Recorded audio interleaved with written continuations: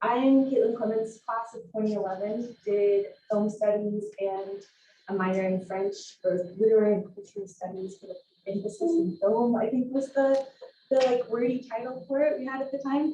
And yeah, minor in French, went on to do a master's in cinema studies in New York, thinking it was going to be like an academic something sort of path, and got my first theater internship, actually, speaking of topics of du jour, and ended up just sort of having one theater job after another. And now for 12 years I've worked in some form of performing arts, on Broadway productions, a few West End productions, a very long stint with Jeremy Hansen, just wrapped up on Broadway, some play revivals.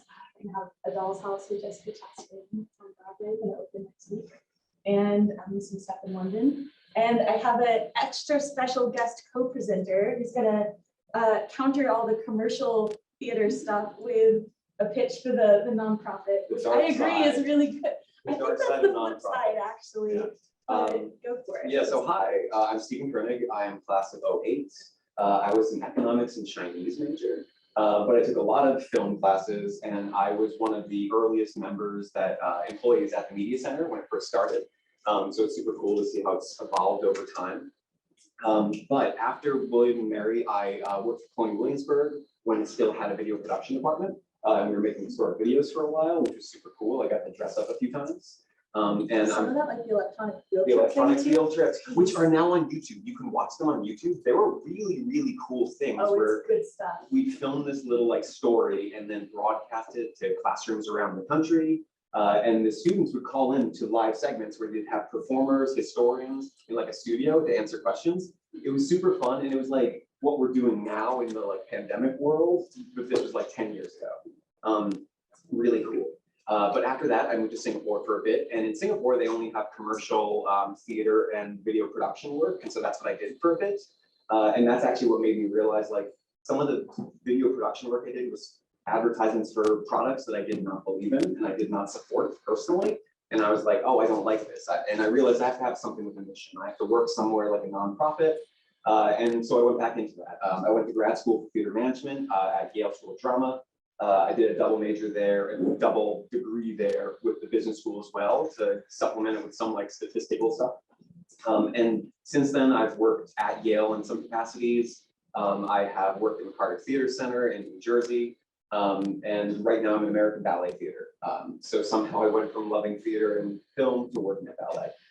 But I do a lot of work around nonprofits in New York, just because that's where my heart lies. And I can say that there's definitely a lot of resonance to what you just said about the meaning behind it all, or the meat, because commercial theater can be amazing, but it can also have its side of like, it is what it is. And but everything is a business, right? It is. Like everything's a company. But I feel very lucky, as I think you mentioned in the bio, that sort of later in the process, as things started evolving and the theater world did start sort of looking at things a tiny bit differently, not entirely, but a little bit. And you can speak of it better. Like in the sort of that moment of pause that inevitably happened for 2 years, and there's sort of very gradual thinking about how these things can become a little bit more accessible bit by bit, and some of these apprenticeships that kind of didn't really exist even pre-shutdown that now are kind of becoming more of a part of different productions.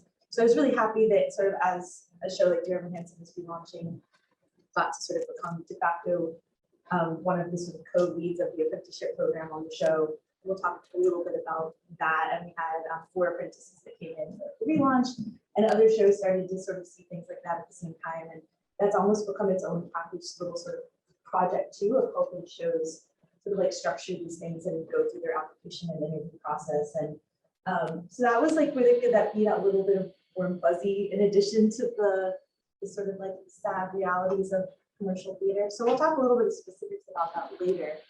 And what's I know we've got some lovely friends here, which is amazing. And then you have a mix of like alums, current students, where the current students at? Down that way? Excellent, yeah. And what theater, I know we forgot to talk a little bit, but what departments do we have represented, or a mixture thereof?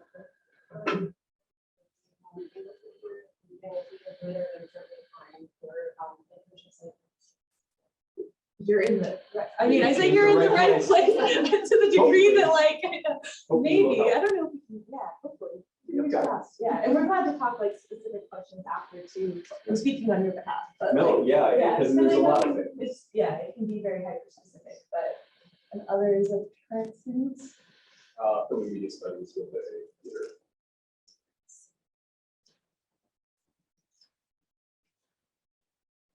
Anyone else wanna? No pressure. Is anyone else thinking about like summer internships, fellowships, or postgraduate type things? Yes. Always. I work at the Career Center here at campus, so I'm the creative careers advisor. Amazing. cool. Yeah, I saw you that we didn't get to. Yeah, and my apologies for coughing a lot during your session. Oh, I didn't even notice. I mean, we work in theater half. Yeah, this is candy wrappers and all kinds of. And now the coughs happen, everyone's like, COVID. I know. It's true. It's not good. I just have a topic, so that explains. Yeah. So we can kind of, with a few things, and I'm sure you're gonna have your own recommendations, but before we kind of get into more specifics, wanted to share a few top line things of like, if you're looking for things, especially in sort of theater and performing arts, a few places where I think if they're kind of on your daily, weekly radar of sort of being up to speed, it's gonna give you sort of steps in the right direction. So one thing, and I've always come to one of these workshops before. There you go. So first of all, if you have any vague interest in theater and you're not already getting the Broadway briefing on a daily basis, you definitely should be. And I'll admit, whenever it started, a shocking number of years ago now, Mhm. everyone's like, what is this thing? And they're trying to be like skin for Broadway, and Yeah. what are they doing? And like there was some skepticism, and now it really is the place. Whereas there's other public, and it's not, you know, they have Broadway in the title, but it's really covering A lot. regional stuff, nonprofit stuff. Just like activism within the industry too, things like that. Yeah, Like it and- covers a lot of industry needs. And they're doing like, so they now have sort of their own press outlet also, but they're really good about highlighting sort of the top line. And especially like, I know coming into theater as someone who really loved it a whole lot, but didn't have that background, and I didn't have that internship coming out of like college or something. And but I just really enjoyed it. And so was sort of a nerd and was reading like the Broadway World Message Boards, which are a terrible cesspool of humanity. All that jazz. Yeah, so now instead you can like read this and get like the good recap instead of like the nasty 60-year-old theater goers who are angry about things and don't put it on the internet they're talking about. So it's a lot better. This is kind of an old version. Oh, I guess it's not gonna play. I said PDF and that was stupid. But it's going to give you just an amazing sort of thing, and different offices and companies, especially for more structured programs. Like you may speak to the same, we'll talk more, a lot of the sort of commercial theater people, when it comes to internships, it's going to be very case by case and non-structured, and as much as there's different offices of like managers and producers that want to say, we're going to do a once a year sort of thing and have a program. Most of them just don't operate that way because their projects don't operate that way. They're a little frenzied, and nonprofits may have a little more Depends, structure. case by case. Okay, yeah. But now that so many different organizations have been sort of committing to more structure, like an apprenticeship or certain fellowship programs, some of which are annual, they're doing a little bit more of a concerted job about actually putting that out there. So something like this briefing, and when you sign up, you'll see there's a paid option, which I don't think, unless you're hyper concerned with the paid stuff, it basically will show you like shows that are in early development and Who's producing what? yeah, and like a list there. I had to work really closely with the Dear Events and social team for a while, and it's sort of, it was interesting and agonizing, but it's all about sort of cringy metrics of stuff, which is what it comes down to. So like the briefing will do that and show like what shows social channels have risen to what amount and who had the top performing posts. So you won't get that if you don't pay, but I think that's okay. Yeah, and some of that you can get, like if you want to know how Broadway revenue does, Broadway League, a lot of that stuff. Yeah. So There's But- it's really useful, backing up Caitlin's point, you know, like the advertisements that we put in there, like the O'Neill Center will put in things about their summer apprenticeship program. So like there are a lot of postings that you'll just see in there that will tell you about like, oh, this is a cool opportunity. yeah, so if that's not in your inbox, if you're looking for stuff, or if you're just sort of vaguely interested in theater, that's going to give you most of it in one place, and it's a pretty great resource. course.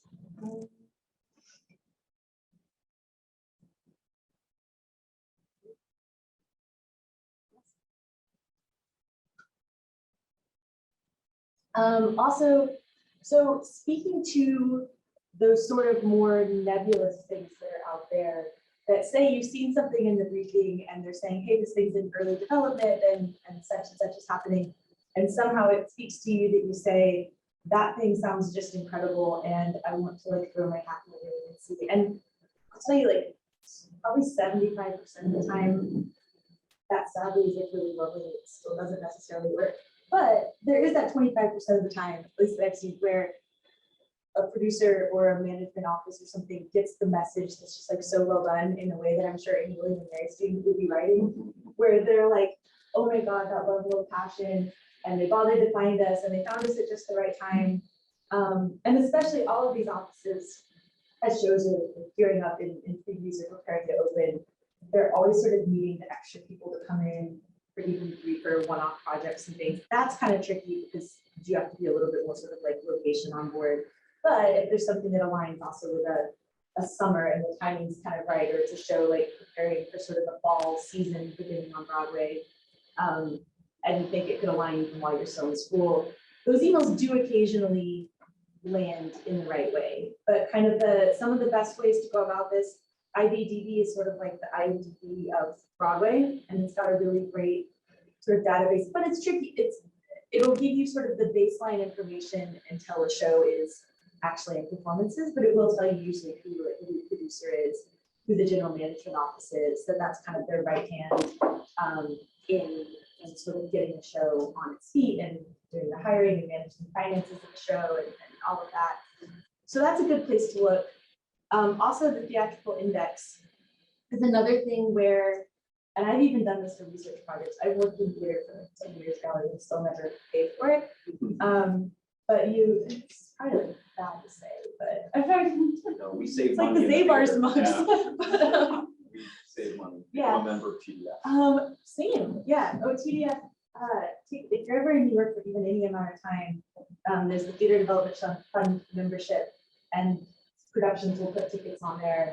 And I mean, When they need to fill seats, they'll just put Yeah. really good seats on there for cheap. yeah, and you can actually buy them in better seats than better prices than like the two KTS lines when you show up in New York. And you can plan a little bit in advance. So even if you all are living here, but you go a couple times a year and want to see stuff, so worth it. And they have all kinds of criteria. If you work in the arts, you can join. If you're a student, you can join. If you're under a certain age, which all current students would be, you can join. So like, well worth it.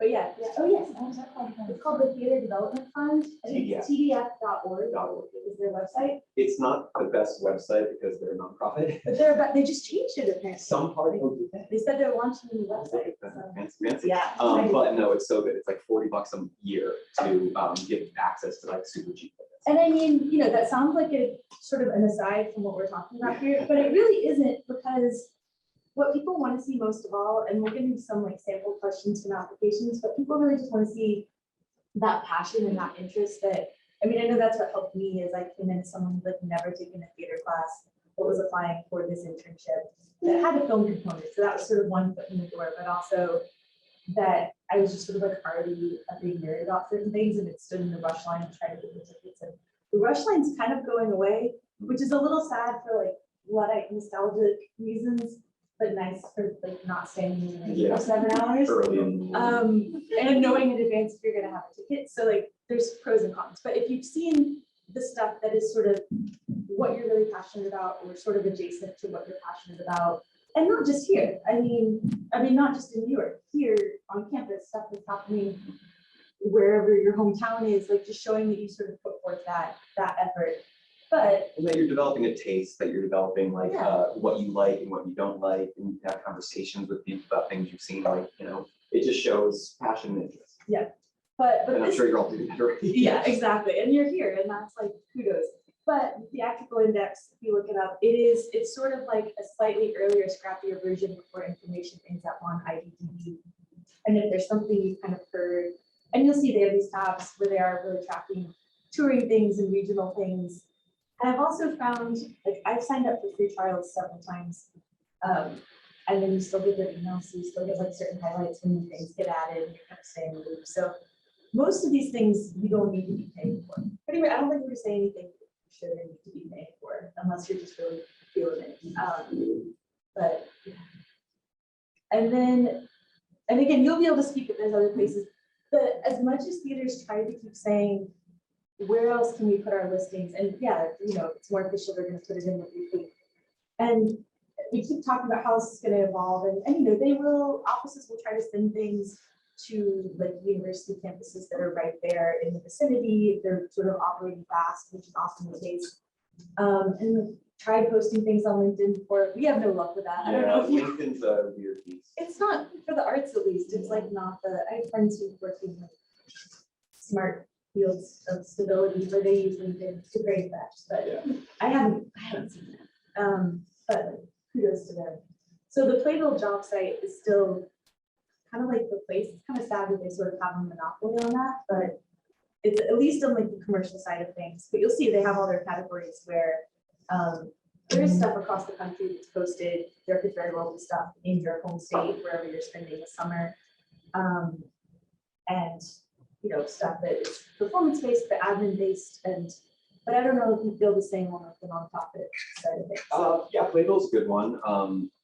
New York Foundation for the Arts is another great job posting site. It posts mostly New York, but some stuff all across the country. That's nyfa.org/jobs, I think. And TCG, the Theater Communication Guild, has a job posting site, and that's way more regional theater nonprofit, if that's what you're interested in. But some of these things, like it's very almost exclusionary in a way, like you have to know where to look and what to look for things, and it's a bit of a bummer. Caitlin's right about that. Like Playbill is the big boy because it's like people are posting there because they know people who like theater and the arts will come look there. And they do get paid for those postings, so like it's a vicious cycle that you know you won't be paying for anything, but the people who post there, they do. So. But the one thing to consider, which I had thought of here, is that like a lot of places in New York, especially, is a union town. So like depending on which roles you want to go into, you might want to look into the background there because you might like, you know, actors equity. There are some different things you can do where you can get equity points through a program, which then can help you get to the union. So there are, look for certain programs, and you can, if there's a area you want to go to, look at like if it's unionized, then just go to the union's page and like read information about becoming a member, because there might be different ways to go about there. And then the other thing that made me think of is as you're looking up all this information, you know, reach out to talk to people just as informational interviews. People like to have their ego stroked, and networking is one of the biggest ways to get jobs.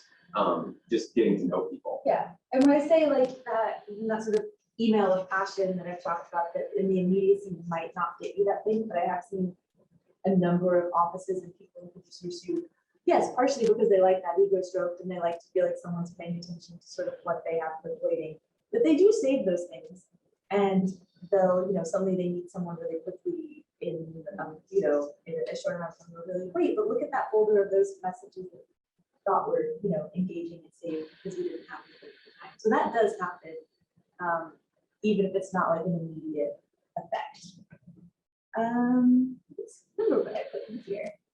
Oh, this is a little snippet from a New York City tax credit thing that's going on right now as a sort of post-COVID resurgence, and it's been sort of refreshed.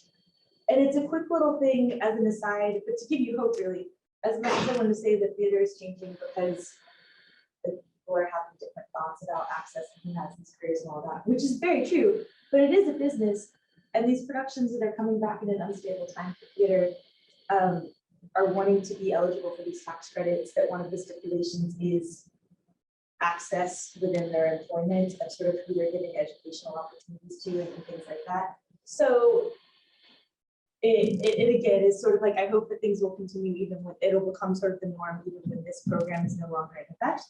But it's giving the hope that there is sort of that extra incentive to make sure these opportunities are in existence because they're sort of like part of a bigger picture program that's part of the post-COVID world at the moment, which again, I want to be idealistic and believe that that's persist, but it's a sweet spot right now, for better or for worse. Yeah. And I don't know how much you see, like, It's interesting. I think there's some great wins, there's some weird moments. So it's all like continuing to grow.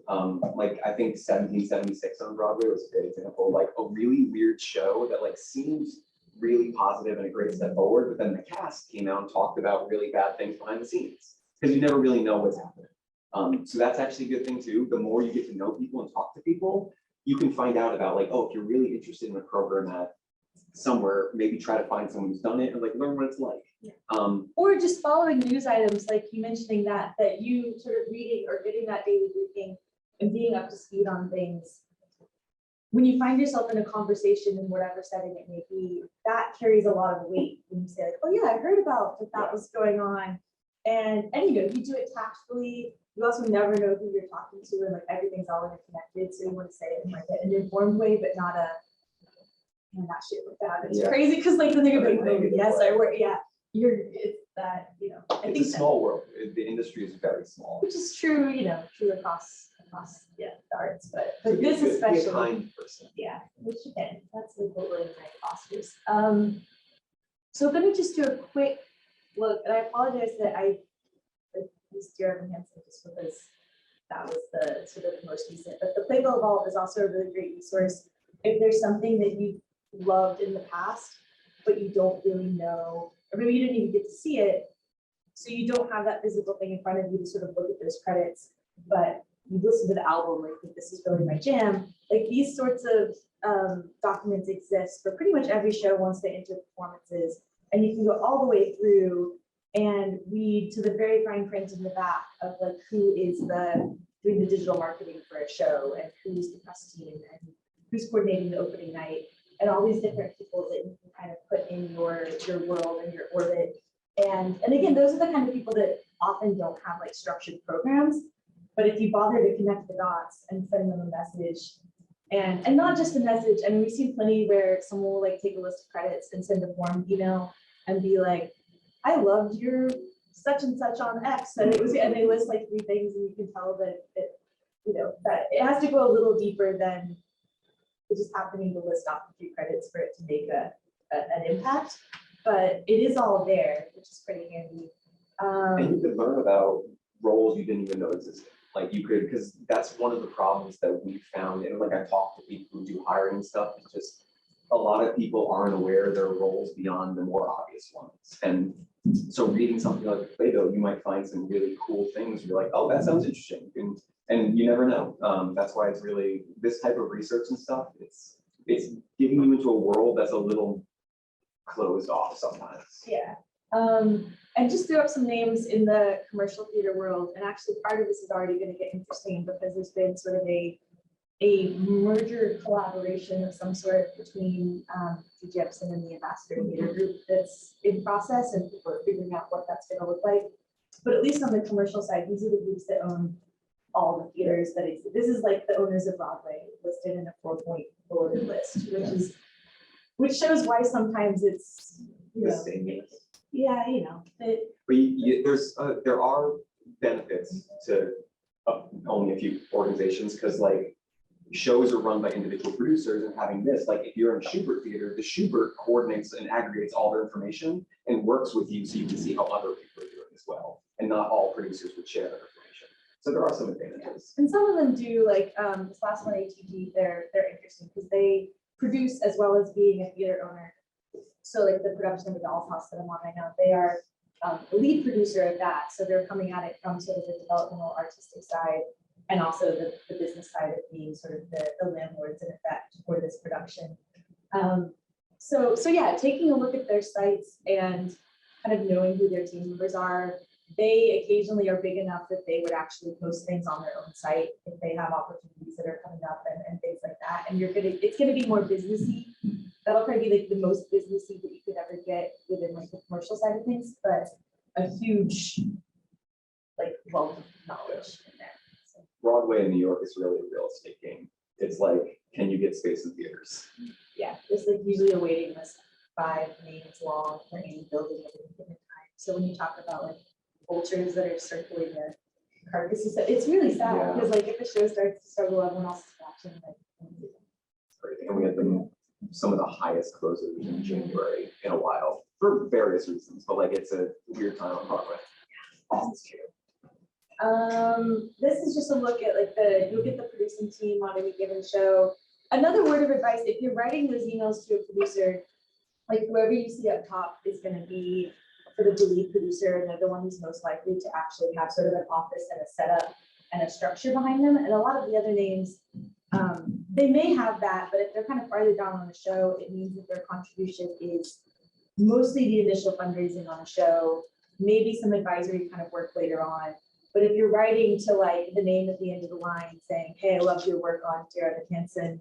Oh yeah, thank you, Steve. I'm pointing with yeah, like that kind of thing. They're not going to have an office that's like maintaining the whole show, and they may have their own thing, which is why like go get on that IBTV or the theatrical index and you know be reading your news of like who's helming a certain project.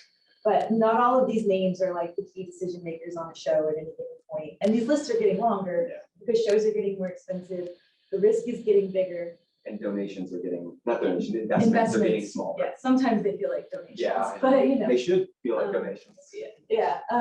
So anyway, just know who you're writing, because again, and I've worked for, you know, I worked for the lead producer on Apprenticeships for a long time, and she would co-produce some things, and we'd get emails to our office that like, we loved your work on such and such, and it was something that, you know, maybe raised money on 10 years ago, but it wasn't like your baby. So, and people wouldn't necessarily know that, but it's just kind of being aware of sort of what a person's role is within a certain setting.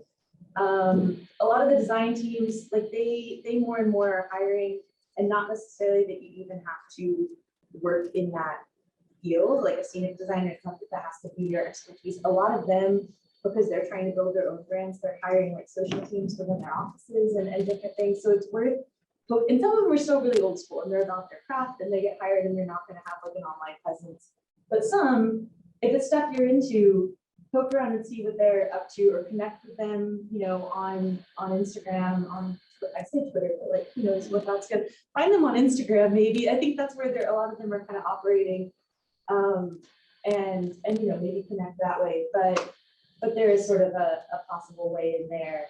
And then the agencies, they made a non-exhaustive list here, but they also are. Capacity track is another good one too. There you go. Yeah, and there's one called Marathon Digital that I realize is not on here.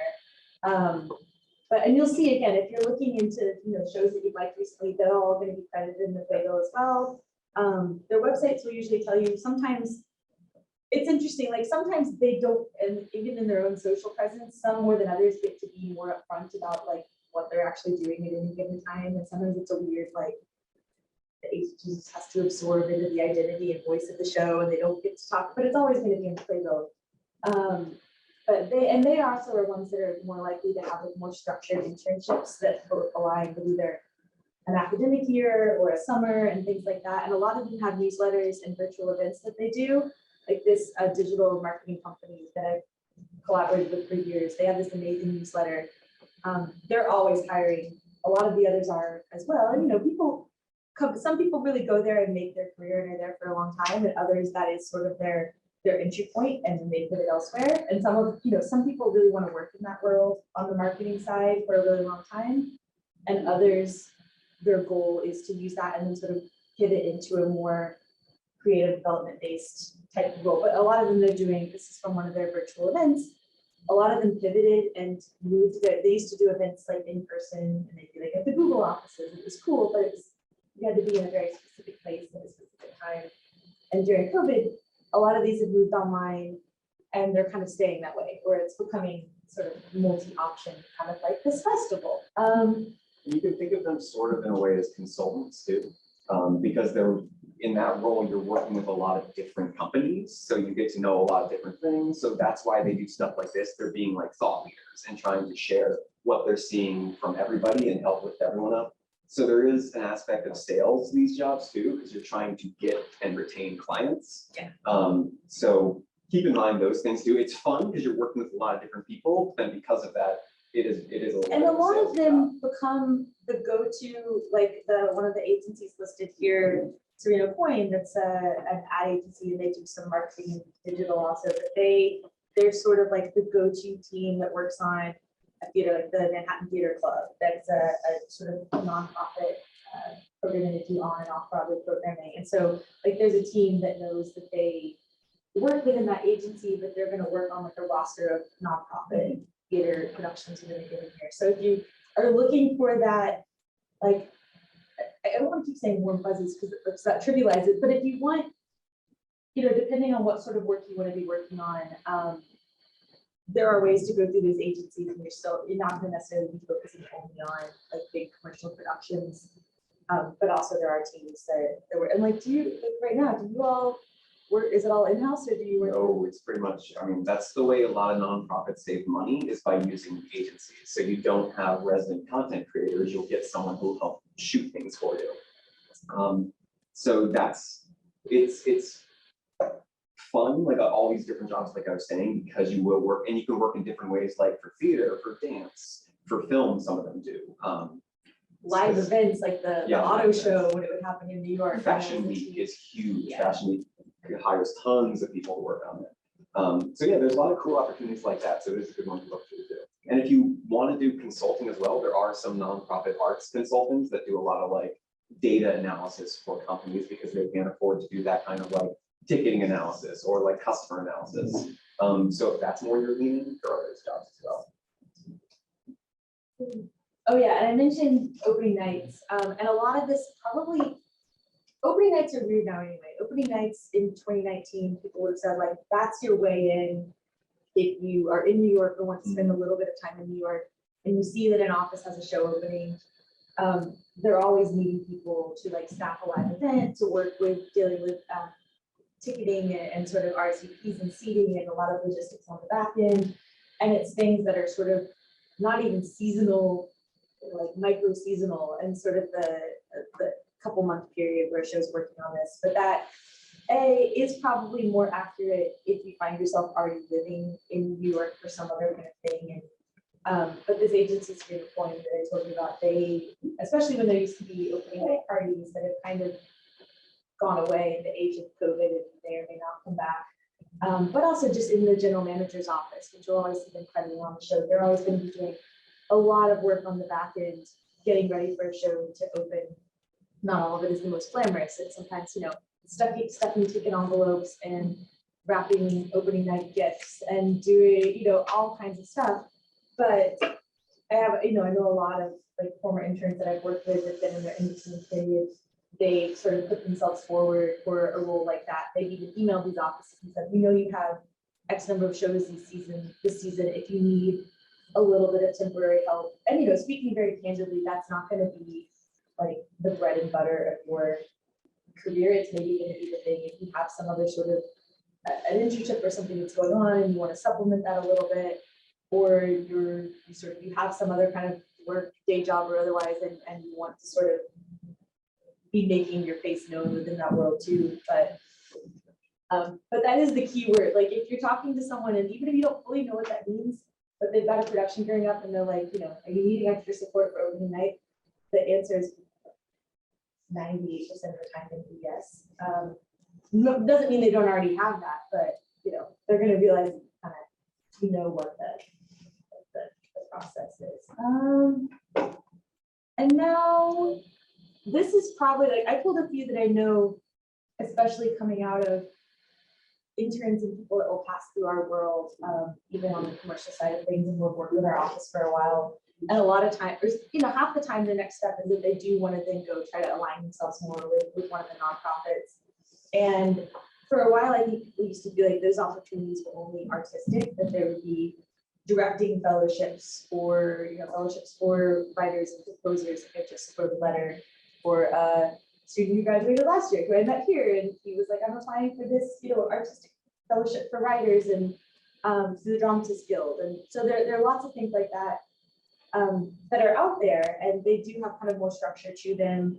And actually, this girl Miranda, she was one of our Dear Evan Hansen directing apprentices, and now she's got other cool things going on. And there is sort of like, which I guess also speaks to that you may be doing 2 or 3 things like that before you feel like you found your sort of trajectory. Most of, like, pretty much all of these are paid now. They're not paid great, but they're paid in a way that wasn't the case 5 years ago.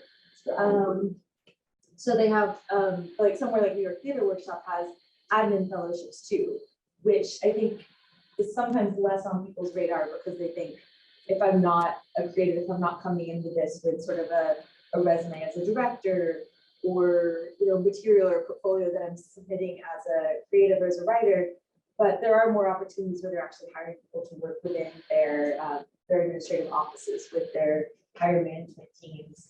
And you're sort of touching the creative side that way, you're bringing in a different skill set. But this is probably an area where again, could have more, you know. I mean, this one, it's like, look for the places you like. Like if you've been to a place and you like their work, look to see if they have fellowships or internships.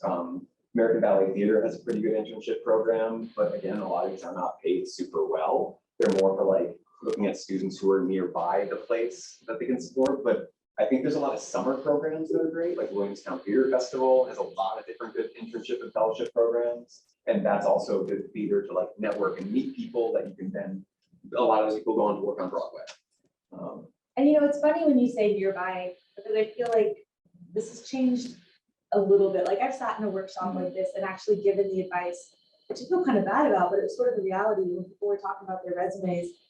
And I was like, if you're applying for something, even if you're somewhere else, but as long as you're confident that you could be in the place at that time, it's like something in New York, put a New York address up top, because they're not going to rule you out because they're looking for the people they think would be a fast yes.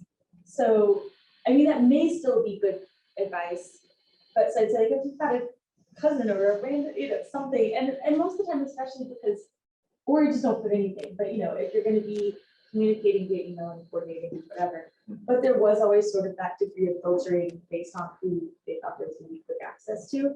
And I think there are becoming few more methodical programs to try to make it a little more accessible by pay and a degree of support. Sometimes like the scholarships go along with it to do these programs.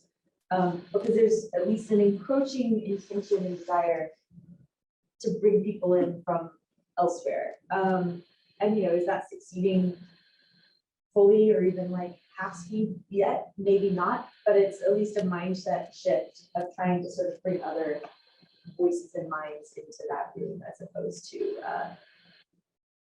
the alternative of that just being kind of an immediate thing. And yeah, there are some, a lot of these will also get, this is just one bad example. Cody Bernard Richard is a stage manager who now has done a lot of work with the Broadway Advocacy Coalition.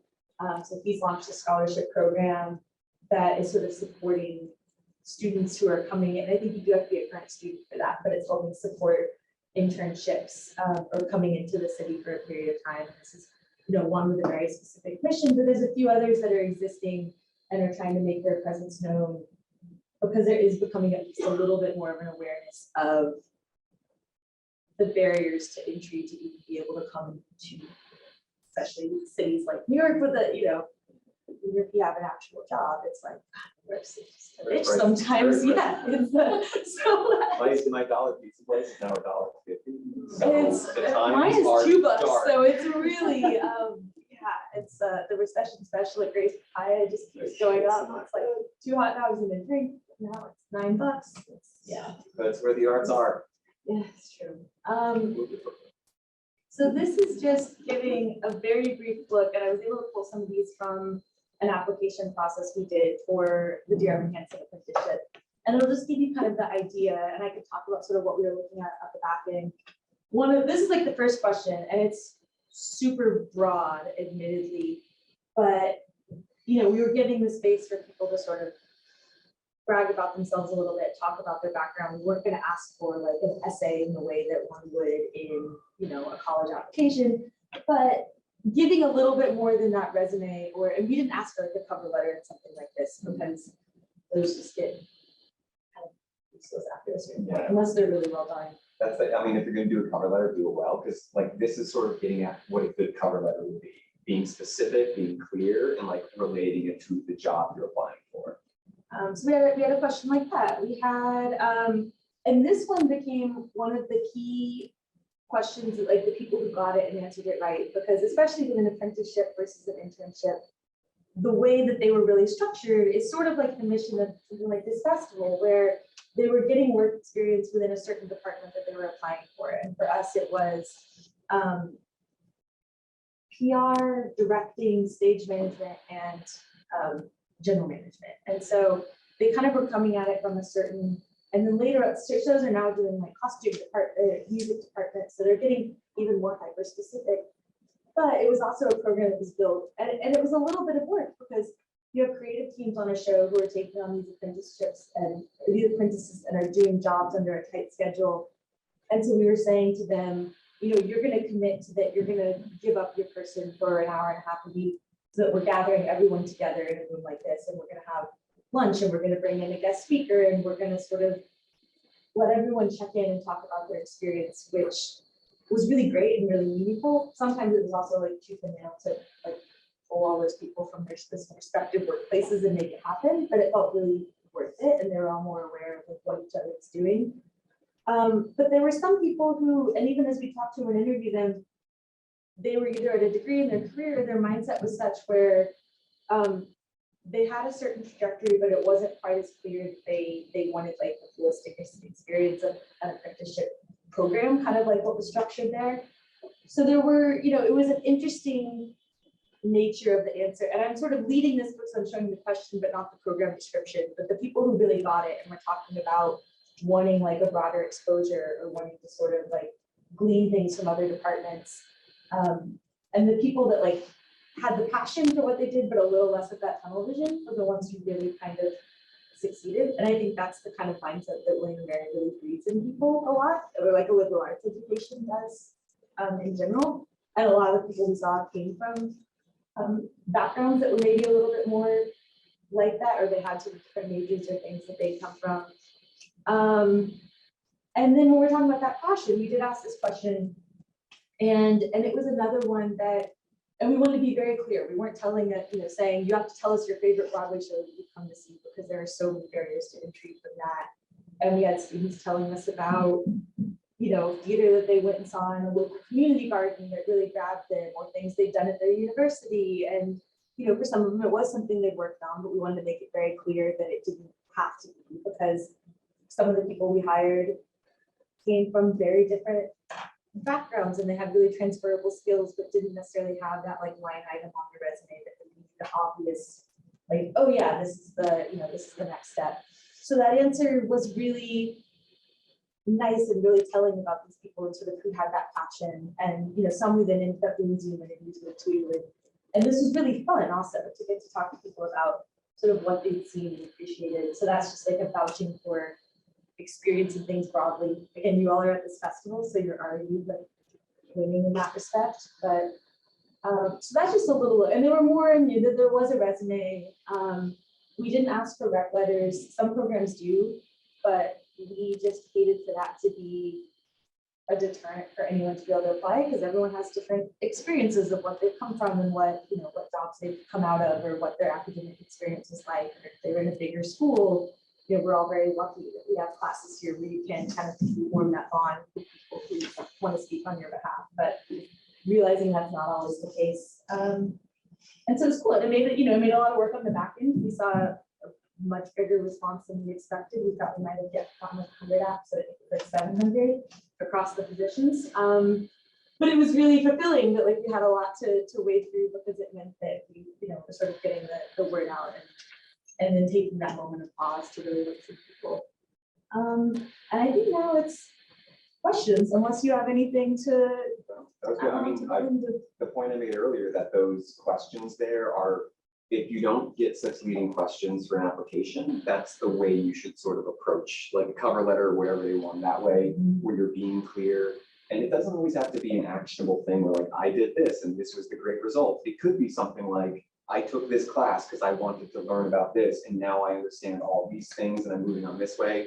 Because internships, apprentices, fellowships, they're all about that growth. They're all about your learning. And so making it clear that like, you know, that's my mindset. I like to always be someone who's getting better at something. That's what a lot of these hiring managers are looking for. Any questions from the room here? This is less a question and more a comment or reaction, but I think the two of you come from very like theater specific backgrounds, but almost everything you've said is applicable with basically any arts industry. And I think you can basically just start at the beginning and say like, you want to find the industry industry newsletters to the industries that you're interested in, whether it's film or art or theater. You want to find the job postings, so you want to show the passion that you talk about in the cover letter. So I think that's great. You basically went through and said, here's how it is for theater, but it works for everybody. So get that knowledge, get like, and you're probably already seeing a lot of that stuff. Yeah, just think about like, what resonates with you and why why and what's drawn you to it and that sort of thing. Other questions from you? Then I'm just like, yes. Can you talk about if you recall at all? Have you ever seen anything on a resume that stood out to you in either a really good way or a really bad way? When they put my name on a cover letter, that stands out to me because they did their research to know who they would be working for. And that's always impressive. That goes to your point of looking up the Internet Broadway database and all that stuff. Yeah, and it's not, that's not necessarily going to be out there, but yeah, that's very true. And I mean, the reality of it is, even though we are in the arts and it is what it is, like just the little things like the typos and the things that like you feel like are obvious, or you get some personalities that they're like amazing creatives and that's it might not. But it's still, no matter what you're applying for, like that kind of thing does still resonate. But yeah, especially just that little degree of research that shows you've like found the information and processed it to the slightest degree. And people talk a lot about, like there's a lot of information that's out there now, and especially because like a lot of arts things aren't as LinkedIn centric. So there will be people who you'll see that will like, well, I have a public Instagram. So, people will like find things through whatever. And I mean, there's varying degrees of opinion on that. Some people are sort of like, oh, that's creepy or cringy or whatever. I'm sort of the opinion, especially if you think public and content out there. And because a lot of the theater, the networking can kind of happen there and through those DMs and things like that. But yeah, you're walking the fine line. Don't be a creep, but like every details are, they mean something. But yeah, That's like the goals, but like read the room within reason. Like I have gotten interviews because I've submitted a cover letter, but then I also took that cover letter and recorded it and made a video out of it. And that was interesting. And people liked that because I was using clips from like productions that I worked on and like photos that I worked on. So like doing things like that, like if you could sing your cover letter and it's like you're applying for an opera company, like that might be a great idea. Like doing things that are eye-catching, but within the realms of knowing what is appropriate and what won't be deemed as like, I guess cringy is the word now. and Did Chugi go away? Chugi go I don't know. I haven't been able to like bring that into my lexicon, but I'm sure people do. So I don't know. Look at us.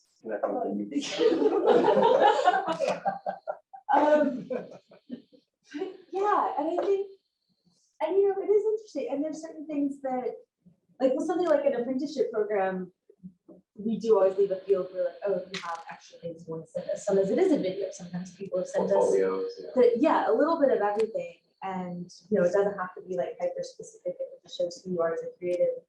But also there's certain times where we haven't given a place to ask for that, but whether they've had it linked on the resume or something, like people do bother to go look at that. And if people have, a cool online presence or, whatever they do on social or anything like that. I've seen people do design for their I was resume. gonna say, because like those agencies that we talked about, everyone loves them, they do amazing work. They're also very expensive. So that has been one of that. Okay, so that on a resume, if people say they have certain, especially like graphic design skills and they really mean it, Yeah, they can show it off. it's huge because especially in like management and producing offices, they're sending out invitations for things, they're doing internal events, they're doing communication for investors, they're making like decks or pockets for investors and all of that. And there was a world where they were used to the fact that they were going to pay an arm and a leg for that every single time. A lot of them still do. And the sad reality of that is also that whoever is working as those interns or apprentices, they're not making what like an agency would be making for that. They're not making nothing, but that also is sort of, that will stand out because people have an immediate cost associated with like, oh, if that person can really sort of be, and just the time, because someone who's working exclusively for one office is going to turn something around a lot more quickly than like putting in a request with an agency that's got 5 projects at any given time.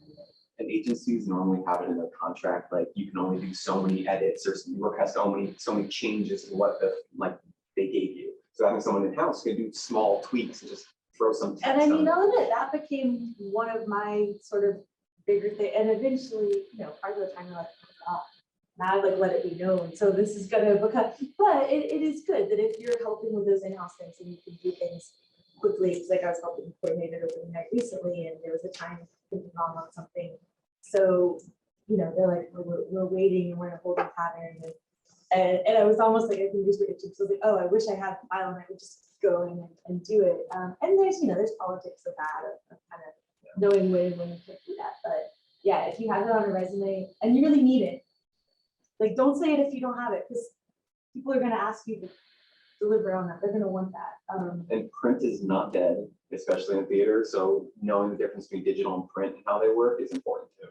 Because I've worked with people who are great graphic designers. They design something that cannot be printed because of the way they designed it. It's like web ready, but it's not something that we can print it. And some of those nuances, again, if you get on the newsletters for these agencies and see kind of what they're putting out there and what they're talking about and join some of their events, a lot of them are more theoretical. They're not going to get into like hyper specifics, but some of them they do when they're really talking about sort of findings or case studies, or they'll do interesting sort of like surveys across their clients and things. So if that's at all of interest to you, go sign up for all of those right now. They're sending stuff out every month or two, and it's well worth absorbing. Any other questions? Yeah.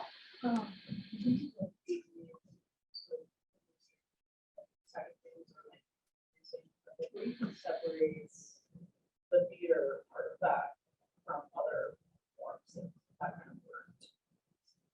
Very little, actually. I mean, I think the passion for it is the main thing, because we had some people apply where you could tell they're just casting a really wide net. But if they were asked that question about like, what's a theater piece that's spoken to you, they would be like, we had something, we were in an interview, and this was admittedly like 7 years ago. We were in an interview and said something about Lin-Manuel Miranda, and this person said, who's she? And that's what we're like, no. Yeah, so I mean, like, I feel for them, but also you might be in the wrong. they're in the wrong place. So I think there's a lot of it that can be taught, but that passion and that inherent desire, and I mean, that's true from like the admin side. Obviously, when you get into things that really need a creative skill set or the design skill set, like there are certain things that they're going to need you to come in more with having sort of equip yourself with that in an educational setting. But reading those newsletters and things, you can come in and drop some jargon that's just enough to show you are aware of what people are talking about, and they're like, cool. But make sure you use it right. yeah. And MJ asked an interesting question in the chat. Are you finding an increase or decrease in remote work in this past few months? And you may have a different, it's interesting because, I mean, obviously, at least for Broadway, it's an industry that's like in a 10-block radius, with Lincoln Center up there. And so there is a lot of it that inherently did have to get back, and that was what was needed just to get the industry back up and running. And I mean, that is sort of the beauty of the live art form.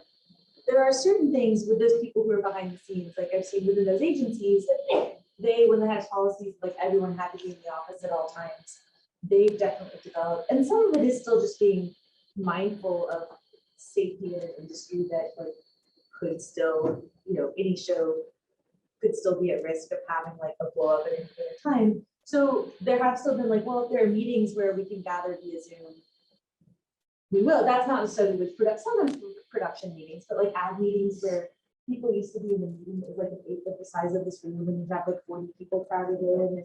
It was like kind of exciting and very claustrophobic. And those don't exist anymore. Like working on a show where they sent us around, like a show would open and usually there'd be a post-opening meeting where like all the co-producers would come gather at the ad agency, and that would be the one chance for sort of like a bigger group discussion. And they just said, hey, we're going to schedule our post-opening Zoom, which I'm kind of glad because I'm not going to be in New York next week, but like in theory, we'll still be able to join that. Remote is definitely here to stay. It's more hybrid, but it's tricky. It's like our industries are in-person industries. So it's like you risk bordering on hypocrisy when you're sort of like and part of it's just being supportive of the cast and the teams that are Yes. there in the theater, and a lot of it is sort of just the solidarity and the optics of we're asking you to be in person at a place, so we're gonna own up and do the same kind of thing. So there's a balance of that, but It's prioritizing safety, really. Yeah. It's like, we have resident dancers, our studios are also our offices. And right now, we've had a slight little blow up of cases. So now admin staff cannot go to the offices. It's only dancers because they need to be there to use our rehearsal studios. So it's still being conscious that it's not gone away. And that in New York City, it is still prevalent. And in the arts, where it's just people in small backstages, we have to be safe. So yeah, a lot of jobs, that's a good thing when you're checking for fellowships and internships, see if it's hybrid. Because some require you to be there because we need someone to like hand out tickets or like sort things. But others, you can do some jobs anywhere. and yeah, and I've seen versions of that with the agencies, that they have people that kind of scattered a little bit during the height of things where people were sort of going through disarray. And there is a degree of willingness, but it feels like it's been a little bit more of a degree of willingness if you've been grandfathered in, unfortunately, like, well, this person was an awesome team member and now they've decided they really like life in Ohio. So like, we're gonna kind of roll with them on that. Alana, you can speak to that. You've got Oh, yeah. like the remote, yeah. I started working in New York and then my job told me initially I'd be hybrid. And then I never went in except for to grab a computer and to grab a key card. And so in December, when my fiance and I are now in Richmond, I was like, oh, can I just work from Richmond? And they thankfully said yes, because like You did it for a while. but I did it kind of, they didn't know. Sorry, I'm not trying to like out you, But but Yeah, it's keep going. But like when I started it and I wasn't going in, I was like, I'm gonna see if they don't need me. But I'm gonna try and make sure they rely on me to the point that when I asked to be remote, there was a lot of systems I created that I believed in. So they kind of were like, we do need you to be there or be part of the team. So and thankfully, like the show that I work on, we have our main exec producer and the guy who does one of our voices on the show, he lives in LA. So like we couldn't do the show without being mostly remote. So I've only been in person for about 20 minutes. And then the rest has all been on Slack and email. So yeah, so it's interesting though, because like I'm on a couple of Facebook groups where people have asked like, I don't want to be in LA or I don't want to be in New York. If I move somewhere where I can be closer to family. And it does seem to be like 50-50. I feel like a lot of people are like, yeah, you can go, but also, you may sacrifice certain opportunities, but sometimes you can still do them, like depending on. And also, like, I think it's also important to know, like, there's a lot of really great opportunities in other too. But yes. yes, remote is Because like in person is valuable too, because the socializing with your coworkers is an important part of like networking and building up your own personal network as you continue in your career. And it's a bit of a bummer. Like I'm pretty much fully remote. I go into the office sometimes to take care of things, but like luckily I worked in the offices before the pandemic, so I know people from that and I can talk to them that way. But I have colleagues who started remote. They don't know what our offices look like. It's a different kind of existence. It's a little lonely. But like when you have things like family and friends and good reasons, there's value to it. So like decide what you are looking for and what you want, and then ask those questions in the interviews. And if you are going to be at certain points, like there are a lot of different groups that have sort of popped up. Some of them existed, but others, there used to be like very sort of big official trade organizations, but not a lot that sort of is just more about the social and the connection. And there are different groups now, at least within the theater world, and I think that'd be true elsewhere, that, they have that social component to them. And I think people have been leaning on, like we have a Women of Broadway book club that gathers, and it's like fun, but it's also the chance to see those people in person. So you are still sort of really doing that networking in a non-awkward way. With balls and books. So that's kind of fun. Image drops this time tomorrow for next week. Edit, never ready to come losing. There are like Broadway, like bowling leagues and like. Oh, the kickball bowling leagues and league was stuff. the best. The bowling league was like one of the first, it's finally back. But I'm not working directly on the shows. I have a bowling team at the moment. I listen terribly. But there was like a Thursday night bowling league. It definitely favored the cast members working on that schedule, like cast and crew, because it started at 11 p.m. after shows and didn't go till 2 a.m. So if you work like office hours, you go out Thursday night and go like bowling and Question your drinking. choices. And then you'd be like in the office next morning, and people would be like, rolling and Yeah. and it was, but it was well worth it, and especially because there can be that divide between sort of like the admin office side that keeps office hours. But I put that very heavily in quotes because it exists in theory, but it goes well beyond that too, quite a lot of the time.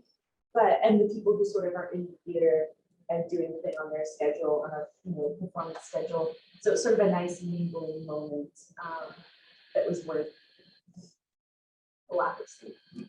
Yeah. Any other questions in the room or on Zoom?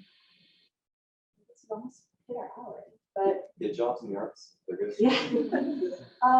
Yeah, and we can give email, or I don't want to speak on your behalf. Yeah, give email info for, you know, anyone who wants to reach Reach out. out if you're ever in New York.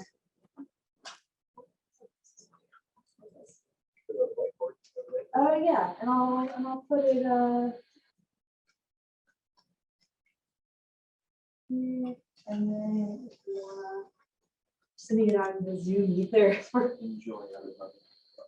cool. And I'll write it down. And yeah, we'll stick it in here, but yeah, thank you for joining. Thank you, people of Zoom. And thanks to all you folks in the room here today. Yeah.